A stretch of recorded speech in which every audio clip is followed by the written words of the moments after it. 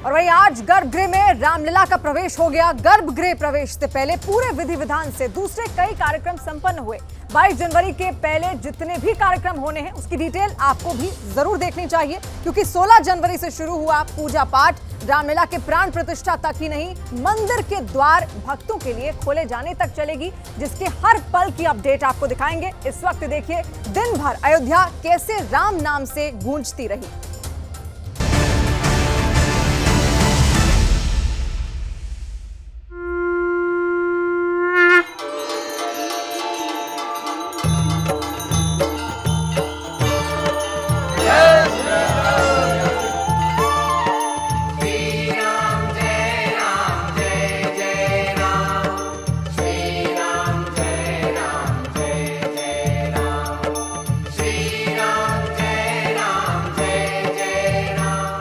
रामलला जी आवो बैठो अपने भवनवा मां।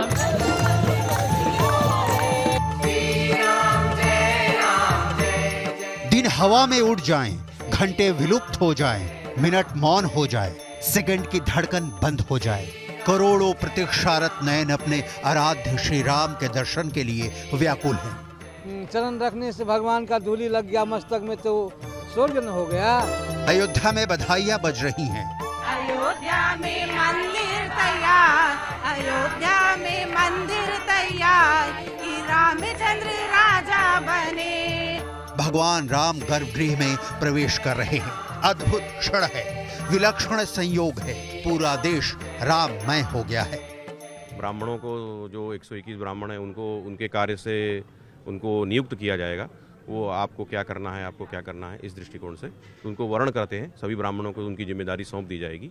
उसके बाद वास्तु पूजा होगी। वास्तु पूजा होने के बाद जो है हम लोग मंडप में प्रवेश करें। यहाँ ये सब कार्यक्रम जो है ऊपर जहाँ मंदिर बना हुआ है वहाँ होंगे। वहाँ के बाद हम लोग नीचे आएंगे और आने के बाद मंडप में जो 2 मंडप बने हुए हैं वहाँ पर हम लोग प्रवेश कर जाएंगे। प्राण प्रतिष्ठा के पूर्व शुभ संस्कारों का प्रारंभ 16 जनवरी 2024 से शुरू हो चुका है। आपको आगे दिखाएंगे कि 22 जनवरी के प्राण प्रतिष्ठा से पहले कौन कौन से कार्यक्रम होंगे, लेकिन अभी तो रामलला के गर्भगृह प्रवेश की सुंदर तस्वीरें।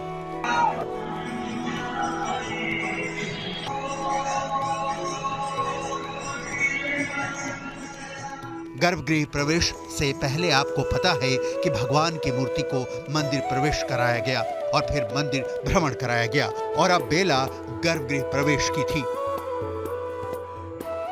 मैं देख पा रही हूँ अंदर काट है, 3 गाड़ियां खड़ी हुई हैं और जो विद्वान हैं वो अंदर जा रहे हैं और अब ऊपर सीढ़ियां चढ़ते हुए नजर आ रहे हैं। लक्ष्मीकांत दीक्षित मौजूद हैं, सबसे बुजुर्ग आचार्य सम्राट वो हैं। पूरे में टेंट लगा हुआ है, वहां जहां उधर की तरफ टेंट लगा हुआ है ये ब्रह्मकुंड के पास वाला रास्ता है जहां से इन सब ने एंट्री की है। मैं बहुत क्लियर देख पा रही हूँ।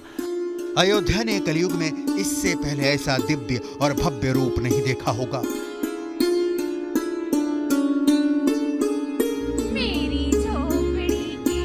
अयोध्या अपने भाग्य पर इछला रही है।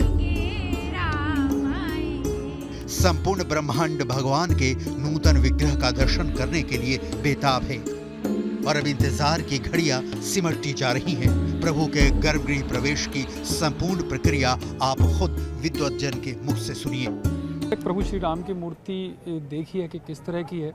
हाँ, मैंने देखी है। उस दिन वहाँ प्रथा में जो हवन इत्यादि कार्यक्रम हुआ था उसमें मैं था, लेकिन अभी मूर्ति का मुख इत्यादि जो है वो पूरी तरह से नहीं देखा गया है, अभी वो बंद है। ये जिस दिन अपना जो 96 कलशों से अभिषेक होगा भगवान का, उस दिन सभी को देखने को मिलेगा।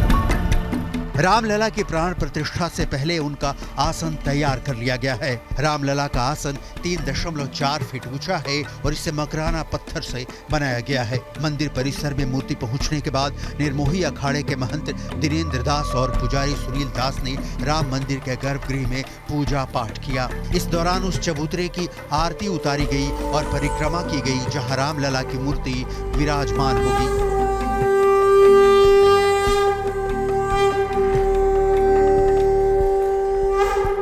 विधान के मुताबिक रामलला की मूर्ति को मंदिर परिसर का भ्रमण कराना जरूरी था, लेकिन रामलला की मूर्ति का वजन ज्यादा होने की वजह से एक प्रतीकात्मक मूर्ति को मंदिर भ्रमण कराया गया।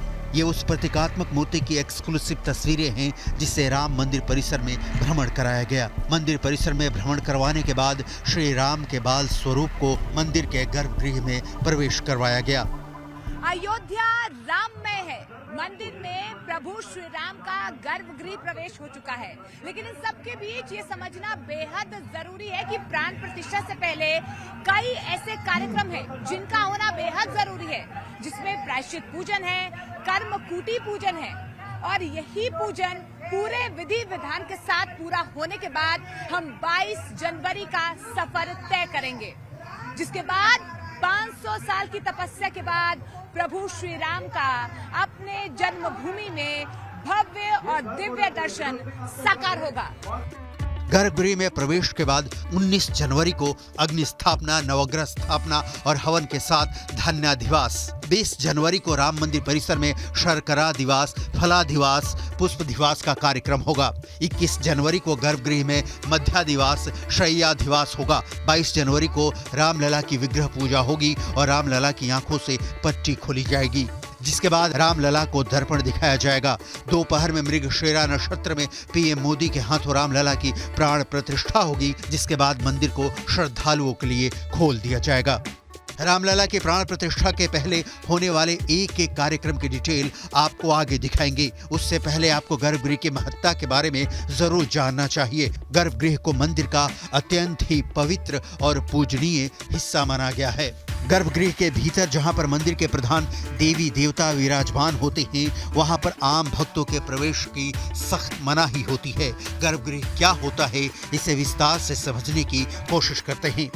किसी भी देवालय के भीतर गर्भगृह एक ऐसा स्थान होता है जहां पर देवी देवताओं की मूल मूर्ति को स्थापित किया जाता है। इसके बाहर चारों ओर परिक्रमा का स्थान होता है, जबकि ठीक सामने दर्शन, पूजन और कीर्तन के लिए स्थान सुनिश्चित होता है। गर्भगृह में 3 ओर दीवारें और एक और छोटा सा मुख्य द्वार होता है। वास्तु के अनुसार किसी भी मंदिर के भीतर गर्भगृह का निर्माण बीचों बीच किया जाता है, क्योंकि इसी स्थान पर सबसे ज्यादा सकारात्मक ऊर्जा होती है। मान्यता है कि गर्भगृह में स्थित देवी देवताओं के स्थापित होने के कारण वहां पर हमेशा सकारात्मक ऊर्जा बनी रहती है, जिसके पास जाने मात्र से व्यक्ति की 5 ज्ञानेंद्रियां सक्रिय हो जाती हैं। हिंदू शास्त्रों में गर्भगृह में स्थापना की बड़ी अहमियत है। गर्भगृह में जाने के लिए सिर्फ और सिर्फ पुजारी ही अधिकृत होता है और वहां पर किसी दूसरे का प्रवेश वर्जित होता है, प्रवेश नहीं होता है। मंदिर के गर्भगृह में दूसरे किसी के प्रवेश के मनाही के पीछे गर्भगृह का छोटा स्थान होना स्वच्छता, पवित्रता कारण होता है। अयोध्या के किसी भी मंदिर में जाने पर आपको इस परंपरा का पालन करना होगा और करता हुआ दिखाई देगा। गर्भगृह में स्थापना के पहले प्रायश्चित पूजन हुआ। प्राण प्रतिष्ठा के कार्यक्रम के पहले हर विधि विधान का पालन करते हुए रामलला की प्रतिमा का गर्भगृह में प्रवेश कराया गया। अब इंतजार है अगले दिन का और फिर 22 जनवरी की तारीख का, जब प्राण प्रतिष्ठा के बाद रामलला का दर्शन पूरी दुनिया कर सकेगी।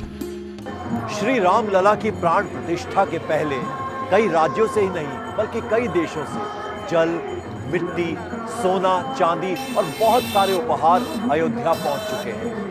इसलिए सुरक्षा के चाक चौबंद इंतजाम कर दिए गए हैं। गर्भगृह के बाद बहुत सारे ऐसे कार्यक्रम होने हैं जिनमें बहुत वक्त लगता है और इसीलिए बहुत पहले से सावधानी पूर्वक इनका इंतजाम कर लिया गया है। प्राण प्रतिष्ठा की शुभ घड़ी जैसे जैसे पास आ रही है, अयोध्या ही नहीं पूरे देश में उत्सव का रंग गाढ़ा होता जा रहा है। देश का कोई ऐसा शहर नहीं है जहां रामलला के आगमन का उत्सव नहीं मनाया जा रहा हो।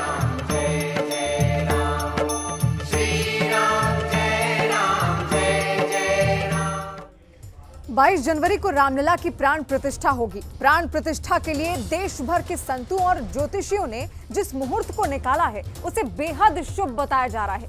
क्या है रामलला प्राण प्रतिष्ठा का शुभ मुहूर्त, जरा आप भी जान लीजिए।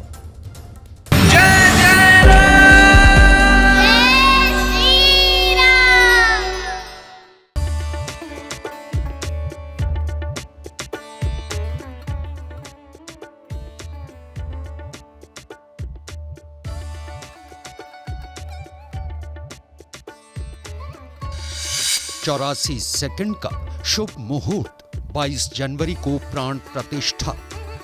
हर तरफ प्रभु श्री राम की भक्ति का अद्भुत वातावरण, चारों दिशाओं में राम नाम की धुन, राम भजनों की अद्भुत सौंदर्य माधुरी। हर किसी को इंतजार है 22 जनवरी का, उस ऐतिहासिक पवित्र पल का। 500 साल बाद वो शुभ मुहूर्त आने वाला है जब 22 जनवरी 2024 को रामलला की मूर्ति की प्राण प्रतिष्ठा होगी। श्री राम जन्मभूमि परिसर में रामलला की मूर्ति मंदिर के गर्भगृह में पहुंच चुकी है।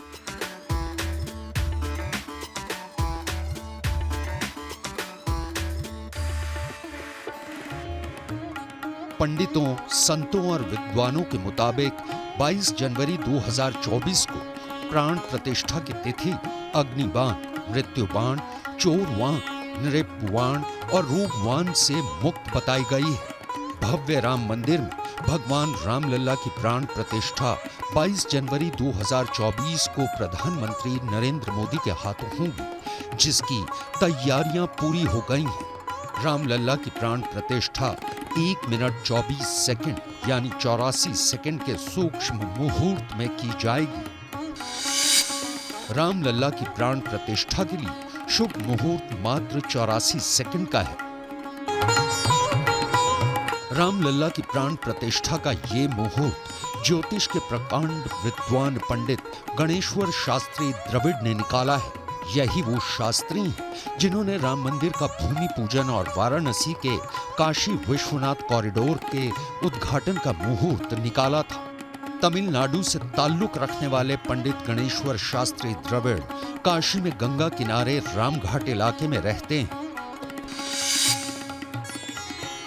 22 जनवरी 2024 को पौष शुक्ल द्वादशी है, सोमवार है, मृगशीर्ष नक्षत्र है, उच्च राशि का चंद्र है, अभिजीत का समय है, मध्याह्न में आता है। अभिजीत के समय महाविष्णु आकाशमंडल में रहकर सुदर्शन चक्र के द्वारा सारे दोषों को निवारण करते हैं, ऐसा ज्योतिष शास्त्र में लिखा है। तदनुसार वो मुहूर्त है। प्राण प्रतिष्ठा एक जीवंत प्रक्रिया है। देव प्रतिमा की प्राण प्रतिष्ठा उस मूर्ति को जागृत करने की पुण्य प्रक्रिया है। इससे मूर्ति में प्राण नहीं आते, बल्कि वो मूर्ति जागृत अवस्था में आ जाती है। प्राण प्रतिष्ठा के बाद वो मूर्ति सिद्ध हो जाती है। इस सिद्धि काल का मुहूर्त भी अद्भुत है। गणेश्वर शास्त्री ने प्राण प्रतिष्ठा का 84 सेकंड का जो संजीवनी मुहूर्त निकाला है, वो अपने आप में बेहद खास है।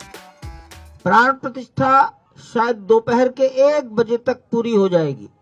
12:20 से प्रारंभ होकर 1 बजे तक पूरी हो जाएगी, ये प्लानिंग की जा रही है। श्री गिरवाण बाग वर्धिनी सभा ने देश भर से आए सवालों का 25 बिंदुओं में समाधान किया है, जिसके बाद इस मुहूर्त पर अंतिम मोहर लगाई गई। मेष लगन का गुरु इस मुहूर्त का प्राण है। लग्नस्थ गुरु सर्व दोषों का शमन करेगा।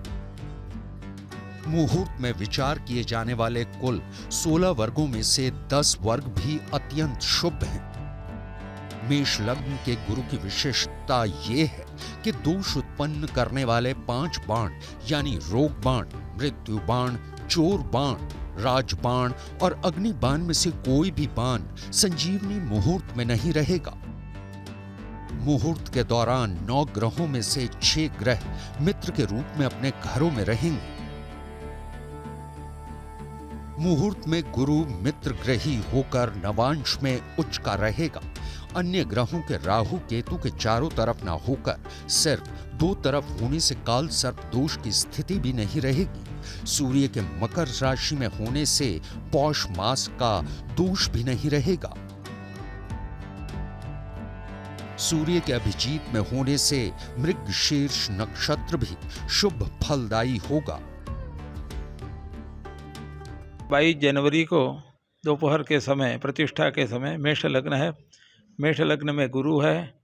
उस गुरु की दृष्टि 5वें 7वें और 9वें स्थान पर है। 5वें स्थान पर पड़े गुरु की दृष्टि होने से सबके सद्विचार होंगे, जो भगवान की सेवा करेंगे और मन की प्रवृत्ति भी अच्छी रहेगी 7वें स्थान में दृष्टि होने से।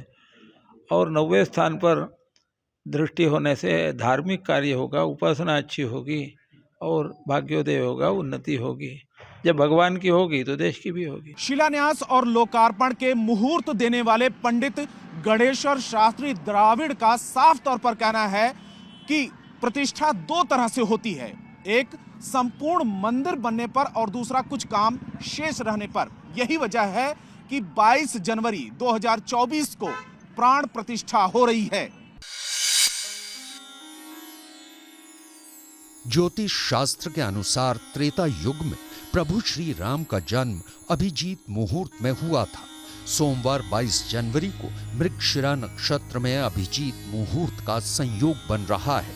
यही कारण है कि इस तिथि को रामलला की प्राण प्रतिष्ठा के लिए चुना गया है। अब राम जी तो अपने गर्भगृह में पहुंच चुके हैं। होता क्या है, प्राण प्रतिष्ठा के पहले अन्नाधिवास, जलाधिवास ये सब शुरू हो जाता है, तो उसकी जो वैदिक विधि है शुरू हो गई है। और उस समय पर जो होगा, जो शुभ मुहूर्त है कुछ सेकंडों का, उस समय सिर्फ राम जी को काजल लगाया जाएगा। और वह काजल लगाएंगे, वाह, वो राम जी की आंखों में जो काजल लगेगा पूरी दुनिया के लिए जो है ये कल्याणप्रद होगा। बहुत अच्छा है और इसको लेके बड़ी खुशी है। साथ ही ये भी माना जा रहा है कि शुभ मुहूर्त में रामलला की प्राण प्रतिष्ठा करने से प्रभु श्री राम सदैव मूर्ति में विराजमान रहेंगे। इधर राम मंदिर के मुख्य पुजारी आचार्य सत्येंद्र दास का कहना है कि यजमान ही आचार्य वर्ण करता है, इसलिए जो भी मंत्रोच्चार अनुष्ठान होते हैं उसका फल उन्हीं को मिलता है। जिस प्रकार से किसी प्रकार किसी देवता में और इसको प्राण प्रतिष्ठा में प्राण को स्थापित करने की जो व्यवस्था है वो वेदों में वर्णित है कि किन किन प्रकार से उस वेद के माध्यम से, उस मंत्र के माध्यम से उस परमात्मा का आवाहन करते हैं, उस भगवान राम का आवाहन करेंगे। राम की प्रतिमा है, राम का आवाहन करेंगे कि प्रभु आप अपने पूरी शक्ति के साथ इस प्रतिमा में विराजमान हो और भक्तों का कल्याण करें। इस तरह से प्राण प्रतिष्ठा की व्यवस्था है। 1 मिनट 24 सेकंड में ही रामलला की प्राण प्रतिष्ठा की जाएगी। हालांकि प्राण प्रतिष्ठा से पहले 1 घंटे तक यज्ञ, हवन, 4 वेदों का पारायण और कर्म कांडों का वाचन भी होगा। प्राण प्रतिष्ठा के इस मुहूर्त को विद्वानों और ज्योतिषाचार्यों द्वारा बहुत ही शुभ बताया गया है। कहा जा रहा है कि इस मुहूर्त के 16 में से 10 गुण अच्छे हैं। 1 मिनट 24 सेकंड के इस मुहूर्त में अभिजीत मुहूर्त रहेगा, जिसमें रामलला की प्राण प्रतिष्ठा करने से राज्य वृद्धि होगी। इसलिए सूक्ष्म मुहूर्त को सर्वाधिक शुभ माना जा रहा है। 22 जनवरी 2024 का ही शुभ मुहूर्त प्रभु श्री राम के मंदिर की प्राण प्रतिष्ठा के लिए क्यों चुना गया? इस कठिन सवाल का सरल जवाब श्री गिरवाण वाग्वर्धिनी सभा ने काफी अरसे पहले ही दे दिया था। श्री गिरवाण वाग्वर्धिनी सभा ने कहा कि काफी चिंतन मनन और सोच विचार के बाद 22 जनवरी की तिथि तय की गई, क्योंकि ये पूरी तरह से दोष रहित है और सर्वोत्तम है। साथ ही साथ 2026 से पहले इस तरह का शुभ मुहूर्त कोई दूसरा नहीं मिल रहा था। लेकिन खास बात यह है कि रामलला की प्राण प्रतिष्ठा केवल 84 सेकंड के सूक्ष्म मुहूर्त में ही की जाएगी। बताया जा रहा है कि 84 सेकंड का ये मुहूर्त बहुत ही शुभ है, जो कि भारत के लिए संजीवनी का काम करेगा। काशी के पंडितों द्वारा ये मुहूर्त तय किया गया है। दुर्लभ योग, ये आइंद्र योग है, इसके अंदर सर्वार्थ सिद्ध योग है, इसी के अंदर जो है तो रवि योग भी है, क्योंकि भगवान सूर्यवंशी थे। ये तीनों योग एक साथ पड़ रहा है, ये अति दुर्लभ है। एक बार त्रेता युग में पड़ा था जब राम जी चक्रवर्ती सम्राट बने थे, दूसरी बार पड़ा था जब धर्मराज युधिष्ठिर चक्रवर्ती सम्राट बने, अब तीसरी बार जो है पड़ रहा है। को अयोध्या में रामलला की प्राण प्रतिष्ठा में शामिल होंगे और इससे पहले वो 11 दिन का अनुष्ठान कर रहे हैं। इसे आप मोदी की प्रतिज्ञा कह सकते हैं। 11 दिनों से प्रधानमंत्री नरेंद्र मोदी जमीन पर कंबल बिछाकर सो रहे हैं। 11 दिनों से पीएम नरेंद्र मोदी सिर्फ नारियल पानी पी रहे हैं। जैसे जैसे प्राण प्रतिष्ठा का मुहूर्त करीब आ रहा है, प्राण प्रतिष्ठा अनुष्ठान के नियम और कठोर होते जा रहे हैं।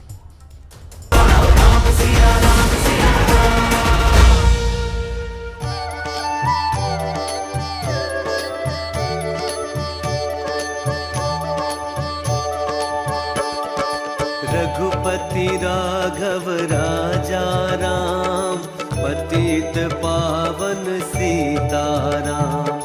सीताराम जय सीताराम, भज प्यारे मन सीताराम। हर तरफ प्रभु श्री राम की भक्ति का अद्भुत वातावरण।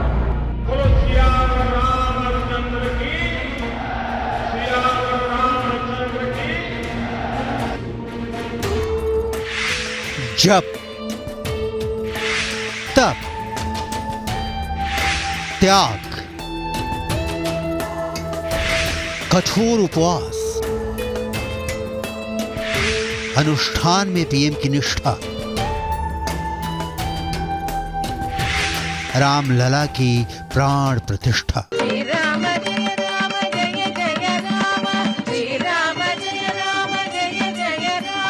11 दिनों से प्रधानमंत्री नरेंद्र मोदी जमीन पर कंबल बिछाकर सो रहे हैं।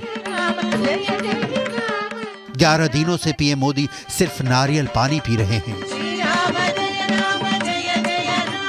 जैसे जैसे प्राण प्रतिष्ठा का मुहूर्त करीब आ रहा है, प्राण प्रतिष्ठा के अनुष्ठान के नियम और कठोर होते जा रहे हैं।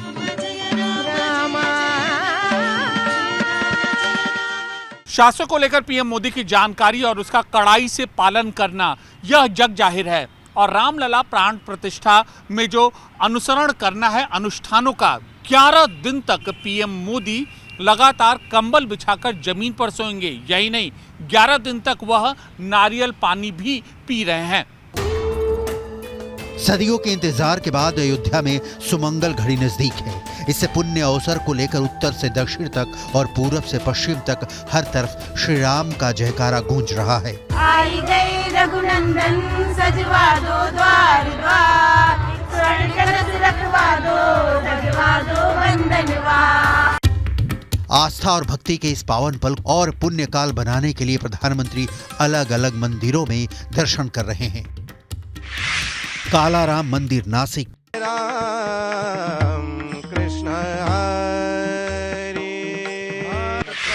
वीरभद्र मंदिर लेपाक्षी,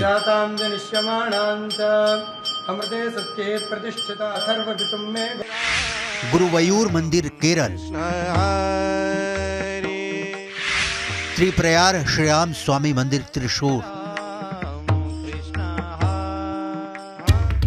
प्राण प्रतिष्ठा से पहले अनुष्ठान के नियम और सख्त होते जा रहे हैं। प्राण प्रतिष्ठा के अनुष्ठान के इन नियमों को यम नियम कहा जाता है। यम नियम का मतलब बहुत ही व्यापक है। यम का मतलब होता है संयम और नियम का अर्थ है अनुशासन, जो अष्टांग योग का अंग है। योग का मूल लक्ष्य है समाधि में जाना यानी ब्रह्म में समाना। ध्यान का मतलब है देखना यानी ब्रह्म में मन लगाना और ब्रह्म का चिंतन करना है। और दूसरा इसका भाग है भजन, भजन यानी ईश्वर को भजना। वैसे अष्टांग योग के 8 भाग हैं: यम, नियम, आसन, प्राणायाम, प्रत्याहार, धारणा, ध्यान, भजन और समाधि।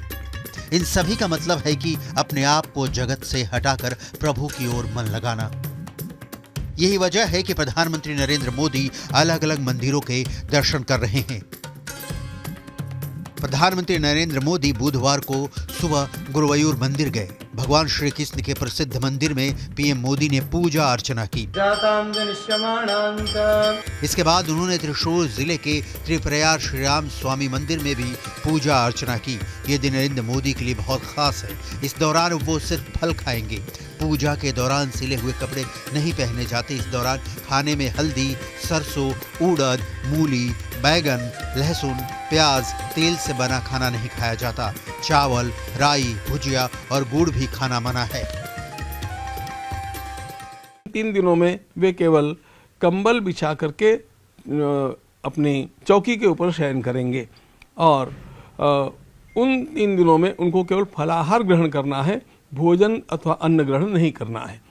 इस प्रकार के अनेक नियमों का पालन वे स्वयं स्वेच्छा से कर रहे हैं। एक तरफ अयोध्या में प्राण प्रतिष्ठा, दूसरी तरफ दक्षिण में प्रधानमंत्री नरेंद्र मोदी की प्रतिज्ञा। अयोध्या में प्राण प्रतिष्ठा से ठीक 6 दिन पहले प्रधानमंत्री नरेंद्र मोदी आंध्र प्रदेश और केरल के दौरे पर पहुंचे। आंध्र प्रदेश में मोदी लेपाक्षी में 486 साल पुराने वीरभद्र मंदिर गए और पूजा अर्चना की। मंदिर में बैठकर नरेंद्र मोदी राम भजन करते रहे। राम कोदंड राम, राम कल्याण राम, राम सीतापति राम नीवे गति। नरेंद्र मोदी 22 जनवरी को अयोध्या में रामलला की प्राण प्रतिष्ठा में शामिल होंगे और इससे पहले वो 11 दिन का अनुष्ठान कर रहे हैं। इसे आप मोदी की प्रतिज्ञा कह सकते हैं, इसे आप मोदी का प्रण कह सकते हैं, इसे आप मोदी की कसम कह सकते हैं, उनका वचन कह सकते हैं, इससे आप मोदी की शपथ और उनकी सौगंध कह सकते हैं। मोदी ने अनुष्ठान की शुरुआत महाराष्ट्र के नासिक से की और वहां के काला राम मंदिर में पूजा अर्चना की। नासिक पहुंचने के बाद नरेंद्र मोदी ने सबसे पहले शहर में 1.5 किलोमीटर का रोड शो किया। हर तरफ मोदी मोदी की गूंज, मोदी जिंदाबाद के नारे लगते रहे। यहां के काला राम मंदिर में पहुंचकर साफ सफाई का संदेश दिया। उन्होंने मंदिर में पोछा लगाया। प्रधानमंत्री का ये वीडियो खूब वायरल हुआ। इसके बाद उन्होंने दक्षिण की गंगा कही जाने वाली गोदावरी नदी में गंगा पूजा भी की। ये उस अनुष्ठान का हिस्सा है जो अयोध्या में प्राण प्रतिष्ठा से पहले प्रधानमंत्री कर रहे हैं। माननीय प्रधानमंत्री जी ने स्वयं चला करके हम लोगों से पूछा कि इस कार्य के लिए मुझे स्वयं कुछ करना होगा तो आपको निसंकोच बतलाना चाहिए, और ये भी उन्होंने बताया कि कठिन से कठिन भी कुछ होगा तो उसका भी पालन मैं करूंगा, लेकिन मुझे बता दिया जाए। नरेंद्र मोदी मंदिरों का दौरा कर रहे हैं। शुरुआत नासिक से की। यहाँ अयोध्या में प्राण प्रतिष्ठा से पहले आना मायने रखता है। कहा जाता है कि प्रभु राम की जिंदगी में इस जगह का काफी महत्व रहा। रामायण काल से जुड़ी खास जगहों में पंचवटी बहुत अहम मानी जाती है, तो अनुष्ठान के लिए ही पीएम मोदी ने नासिक के श्री कालाराम मंदिर में पूजा की।